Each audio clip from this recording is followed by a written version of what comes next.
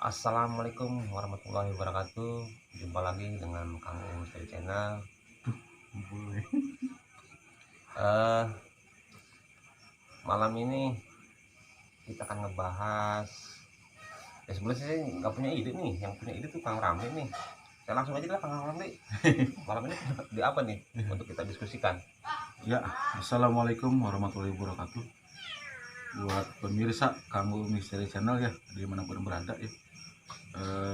Ini ngomong-ngomong kita berdua doang. Ya Ya, nggak apa-apa ya. ini Sebenarnya kita kru banyak ya, cuman kru yang lain masih di alam gaib ya, belum menampakkan diri ya. Insya Allah nanti belum kembali ke alam normal. ya kalau udah menampakkan diri mungkin ngumpul semua ya gitu. Eh, Kali ini kita akan membahas ini ya apa ilmu ya, karena ilmu di sini spesifik ya. Kita akan bahas masalah ilmu kebatinan ya Kang Upe ya, yaitu ilmu supranatural gitu, yang mana masyarakat banyak yang bertanya gitu ya, ilmu hitam, ilmu putih itu gimana gitu ya, penjabarannya seperti apa gitu. Itu mungkin Kang Upe yang banyak bertanya ya, makanya kita angkat tema ini gitu ya. Insya Allah kita akan kupas masalah ilmu itu ya. Ya berarti kita dari ilmu putih dulu Kang. Saya pengen tahu ilmu putih apa kategorinya, penjelasannya seperti apa. Ya, Bismillahirrahmanirrahim ya. Untuk mengupas masalah ilmu ya, ilmu sendiri berawal dari Allah ya Bang Ope ya, Allah. Jadi ilmu itu ilmu itu cahaya gitu ya, al ilmu nurun gitu ya. Jadi ilmu itu cahaya, bentuknya cahaya, sinar gitu ya, yang mana ilmu itu berasal dari Allah dan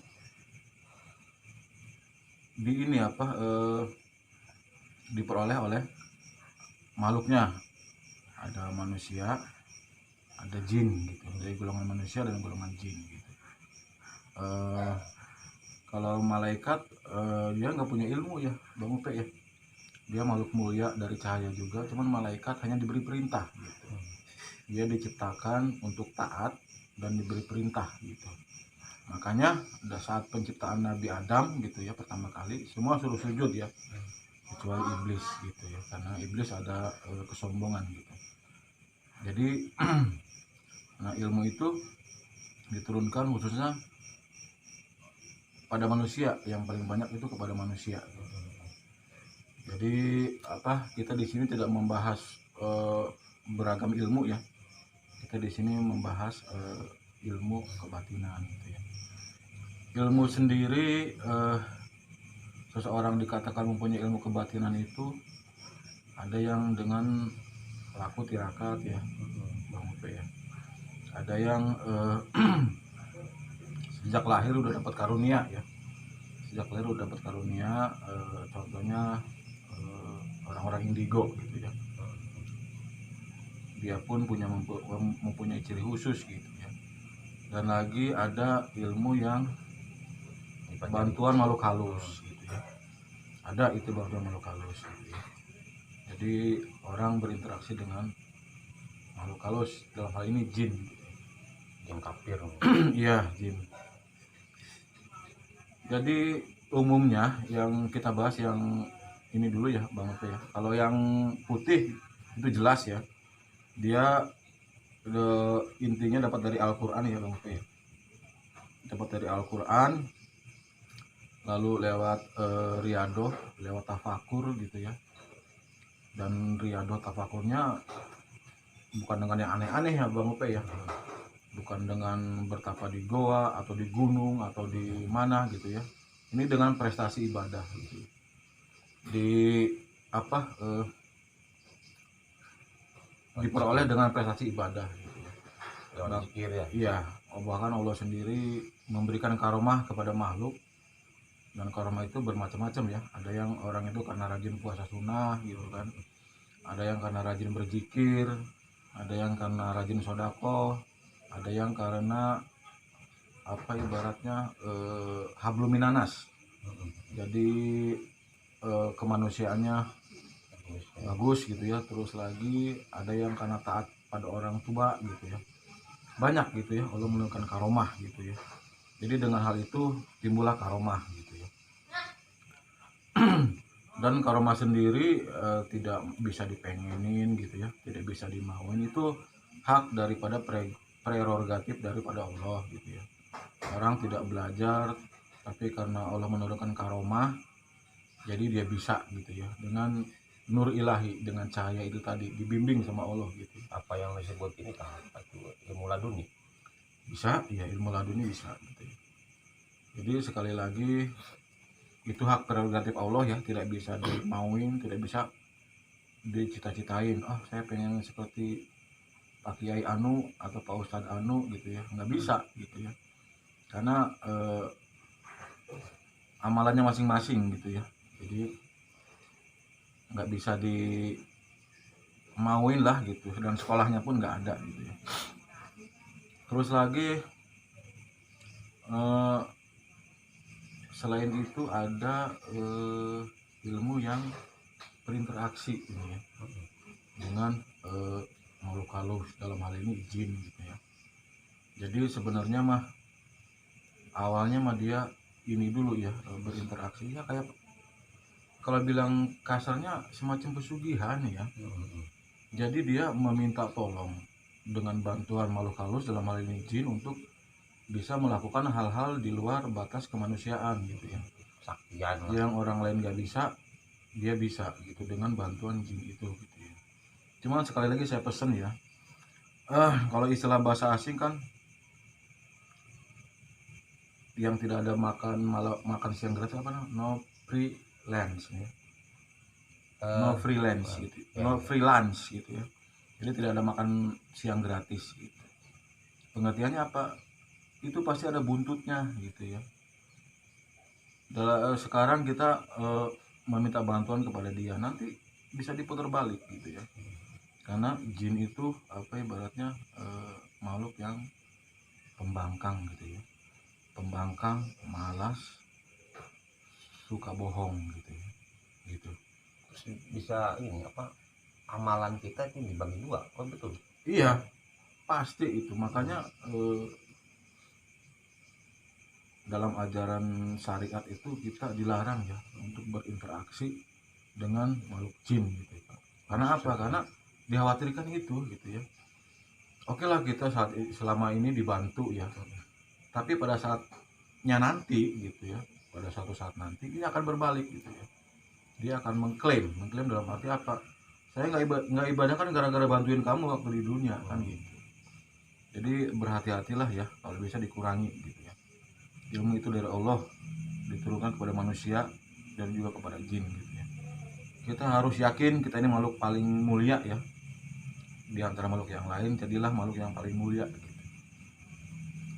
Salah, bodoh kalau kita menghambakan diri kepada jin gitu ya. Dan ini apa yang harus berhati-hati ya, ini apa kaitannya dengan tauhid ya gitu, dengan tauhid. Terus gini Kang, saya pernah punya pengalaman nih, terus sampai pengalaman pribadi ya. Jadi ketika itu kan habis banjir tuh di rumah, nah ular banyak masuk nih. Kita panggil nih orang pintar gitu ya, orangnya sih pintar, dia dekil gitu ya, tampang dukun apa gimana ya, bisa sih memang. Tapi dia ngomong saya tuh punya ilmu laduni gitu, tapi dia nggak pernah mandi sampai saat itu tuh, udah berapa tahun nggak mandi gitu.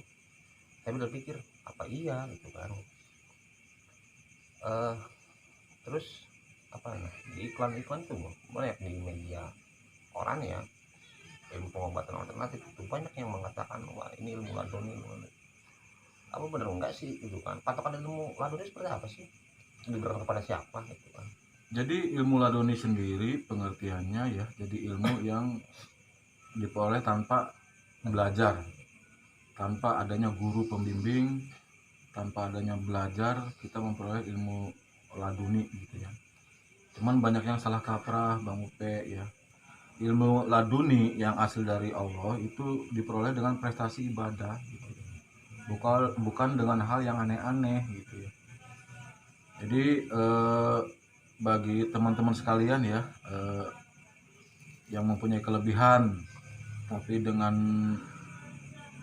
bantuan atau kerjasama dengan makhluk halus, dalam hal ini jin, berhati-hatilah ya, dia perlu segera dibuang karena rugi kita. Takutnya di kemudian hari dia akan mengklaim dia tidak ibadah karena bantuin kita gitu ya. Otomatis amal ibadah kita akan diserahkan kepada mereka gitu, sementara kita kosong gitu ya. Belum lagi dalam hal keimanan, ketauhidan gitu ya, kita segala sesuatunya harus meminta kepada Allah ya. Jadi karena kita sering dibantu, jadi ngandelin dia. Nah itu ngandelin dia, jadi akhirnya meminta langsung kepada dia gitu ya. Jadi haruslah berhati-hati ya kita dalam hal ini. Kita manusia dikasih akal dan pikiran, harus bisa memilah dan memilih, mencermati gitu ya. Jangan kalian terlena dengan ilmu putih tapi nggak sholat gitu ya. Ilmu putih yang penting kan ilmu buat kebaikan, benar gitu kan. Kalau keyakinannya seperti itu ya sama aja kayak kita dapat judi nyumbang masjid gitu ya. Dapat judi nyumbang masjid, dapat hasil korupsi nyumbang anak yatim, ya gimana gitu kan. Allah itu baik dan hanya menerima yang baik-baik gitu ya. Nggak mungkin kita mencuci pakaian dengan air yang kotor gitu ya. Jadi ini harus berhati-hati ya, ini masalah ketauhidan gitu. Kita jadilah hamba Allah ya, berpegang teguh sama tali Allah gitu kan. Jangan sampai melenceng gitu. Karena apa? Karena kalau udah musyrik ya naudzubillah min dzalik ya, itu tidak diampuni. Kita menduakan Tuhan gitu, menduakan Allah gitu ya. Jadi berhati-hatilah gitu ya. Jangan terlena, wah saya bisa ini bisa itu, tanpa sholat pun saya bisa ini bisa begitu. Keliru ya. Jangan terkecoh gitu ya. Jangan itu fata morgana gitu ya. Fata morgana gitu. Jadi berhati-hatilah, dan kalau memang sekarang terlanjur seperti itu, berbenahlah, hijrahlah gitu ya. Jadi perkuat iman gitu ya.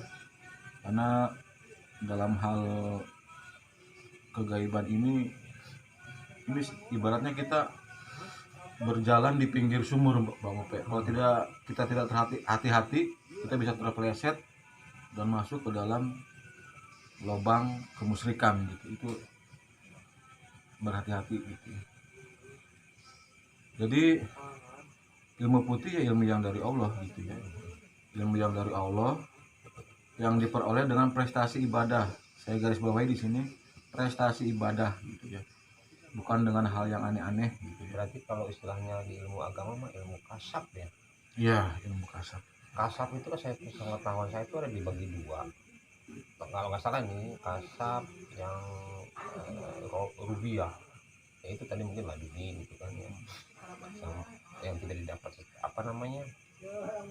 tidak belajar. Tapi ada yang kasab memang dia tadi seorangnya ahli zikir gitu kan, diberikan juga kelebihan itu. Terus ada yang katakanlah masih kasab tapi lebih berdukunan, itu kasab wera kalau nggak salah, itu juga lagi dua gitu kan. Lewat belajar atau tadi berinteraksi dengan makhluk jin lah, jin kafir gitu. Jadi yang itu kasab wera itu lebih pada perdukunan. Betul nggak sih kan? Iya, jadi kalau untuk istilah dan jenis macamnya mungkin hanya istilah aja Bang Ope ya, bermacam-macam, tapi sama gitu ya. Selama itu bukan Allah gitu ya, ya itu hal yang dilarang lah gitu ya. Jangan sampai, pokoknya kita Allah ya, segala sesuatunya Allah gitu ya. Minta pertolongan hanya Allah gitu. Dalam prestasi ibadahnya pun kita dilarang meminta ilmu anu gitu ya. Kita ikhlas beramalnya, zikir gitu ya, ikhlas tanpa mengharapkan sesuatu gitu ya. Allah Maha tahu gitu ya apa yang di hati kita ada gitu. Dan Allah telah memilih orang-orang yang mana saja sih yang berhak gitu ya untuk mengamalkan ilmu gitu kan, karena nggak sembarangan juga gitu ya, nggak sembarangan, perlu orang-orang yang ibaratnya batinnya itu udah ditempa, udah terlatih gitu ya. Bersih hatinya ya. Iya, yang cermat cermat bisa apa membawa ilmu ini biar nggak terkecoh gitu kan. Intinya mah ini sih Bang Upe ya, intinya mah di Allah gitu ya. Iya.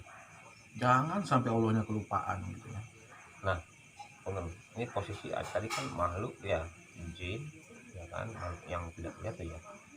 Terus malaikat. Nah, posisi kodam kan, penjelasan sebentar. Posisi kodam tuh, itu levelnya apa sih? Apakah itu semacam jin atau semacam malaikat? Bisa dijelaskan nggak, Kang? Iya, kalau hodam itu, kalau versi saya pribadi ya, hodam itu salah satu bentuk pertolongan Allah sih, Bang Upe ya.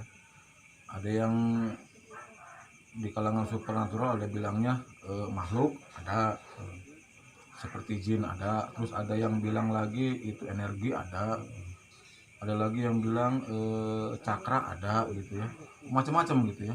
Karena gini apa, Allah itu kan menolong sesuatu, menolong kita tuh memang tidak langsung dengan tangannya, tapi mungkin perintah malaikat.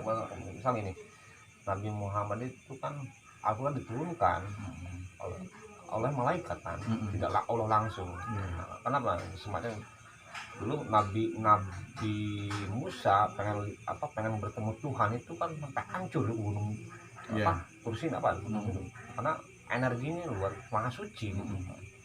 Jadi tetap mungkin kalau bilang tentara Allah betul nggak itu? Iya, Macam itu. iya bisa. Hodam itu kalau saya sih versi saya sih itu bentuk pertolongan Allah ya, entah apapun bentuknya itu bentuk pertolongan Allah aja ya. Kita jadi dengan apa ibaratnya dengan adanya kita mendekatkan diri kepada Allah melalui prestasi ibadah, Allah turunkan pertolongannya gitu ya. Kalaupun itu bentuknya malaikat atau bagaimana, walau alam ya, itu hak prerogatif daripada Allah gitu ya. Untuk masalah ini ya, kalau ada wahyu memang udah berhenti ya. Wahyu hanya diturunkan kepada para nabi dan para rasul gitu ya, melalui malaikatnya gitu kan. Nah, untuk saat ini bukan berarti wahyu itu berhenti dan malaikat Jibril nganggur, bukan ya. Jadi Allah tetap menurunkan lewat yang namanya ilham gitu ya. Kalau wahyu khusus untuk buat nabi dan rasul gitu kan. Kalau untuk makhluk manusia biasa selain nabi dan rasul itu istilahnya ilham. Berarti bisa penyampaiannya juga itu kodam itu. Ya yang jelas sih yang namanya ilham itu ya dari malaikat gitu ya. Jadi yang dari malaikat, anugerah yang Allah berikan melalui malaikatnya gitu ya. Nah, dan lagi jangan sampai ini ya, jangan sampai orang sekarang kan ini ya, orang salah kaprah ya Bang Upe ya. Orang habis nyepi di kuburan bilangnya dapat ilham gitu kan. Habis nyepi di goa dapat ilham, nyepi di gunung dapat ilham. Harus bisa membedakan ya ilham itu apa gitu. Ilham itu hanya turun dan didapat dengan prestasi ibadah gitu, bukan dengan hal yang aneh-aneh, bertakwa di gua dengan tidak melaksanakan perintah Allah gitu kan. Diam aja di gua 40 hari 21 hari gitu kan, selama itu meninggalkan kewajiban, itu bukan ilham. Bertapa gitu ya. boleh, istilah dalam Islam mah kholwat ya. Jadi kalau istilah dukun itu wangsit ya, bukan ilham gitu. Jadi yang saya tahu sih bertapa dalam artian menyepi boleh dengan tetap melaksanakan ibadah. Namanya kholwat. Salah. Iya, di Islam pun ada ya namanya kholwat. Tapi bukan berarti diam. Waktu sholat diam, enggak ya. Waktu sholat tetap melaksanakan sholat terus melanjutkan kholwatnya lagi. Kholwat itu menyepi ya dari keramaian, tidak ada orang yang melihat, hanya dia dan Allah gitu kan. Dan tetap melaksanakan kewajiban, terutama sholat gitu ya. Tidak meninggalkan sholat gitu. Berarti patokan kalau kita melihat ini seorang ini apa namanya sakti, lihatnya patokan syariatnya kan? Ya kita lihat ibadahnya aja, Bang Upe ya, kita lihat ibadahnya gitu. Dan kalau orang itu apa ibadahnya enggak ya berarti diragukan. Iya, berarti dia kekuatannya bukan dari Allah gitu ya. dari makhluk yaitu jin gitu ya. Dan Allah juga berfirman dalam surat jin ya. Jadi ada sebagian manusia yang meminta pertolongan kepada jin, dan hal itu makin menambah kesesatan makhluk manusia tersebut gitu ya. Bukannya makin ini, malah makin menambah kesesatan gitu ya. Bahkan begitu minta upah ya, upah dalam artian bukan nanti di akhirat, bukan. Karena ini cerita nih, dia memerintahkan jin untuk menungguin kebun ya. Di saat si orang ini pergi ya, nah ada yang datang nih menyerupai si suami ini, si suami ibu yang istri mendatang kepada istri orang yang memerintahkan, dan si jin itu menyerupai orang itu, bergaul lah Kang. Iya. Ya ternyata balik,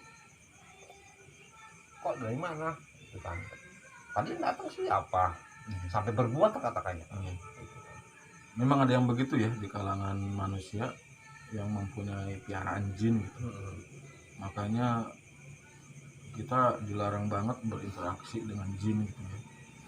Karena kalau ya itu jin itu apa ya, tidak punya tata krama gitu ya, tidak punya tata krama, terus lagi suka berbohong, malas gitu kan. Makanya orang-orang yang mengklaim diri ilmunya putih dan selalu berbuat baik tapi ibadahnya nggak ada, ya itu akibat daripada jin gitu ya.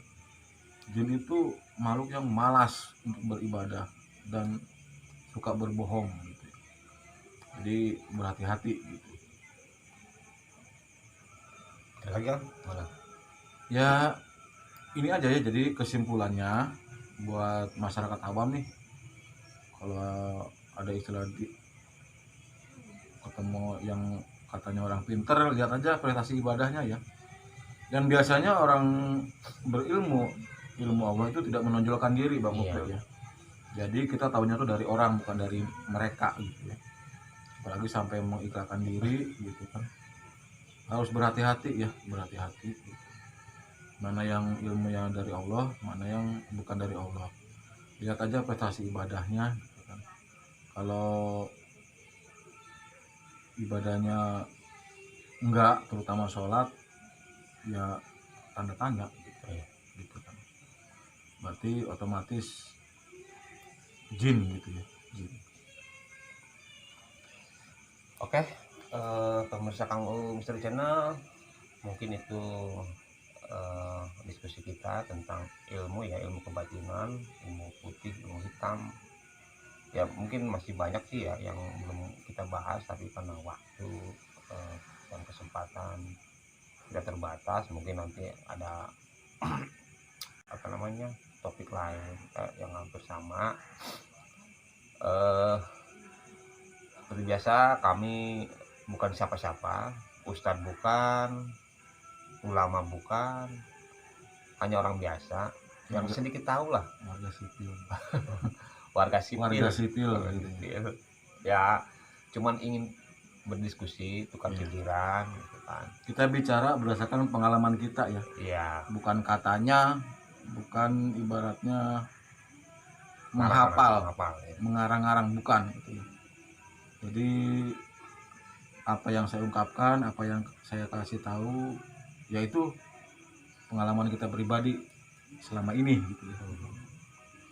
Oke, dukung terus channel kami dengan cara subscribe, like, share, and comment. Wabillahi taufiq wal hidayah. Assalamualaikum warahmatullahi wabarakatuh.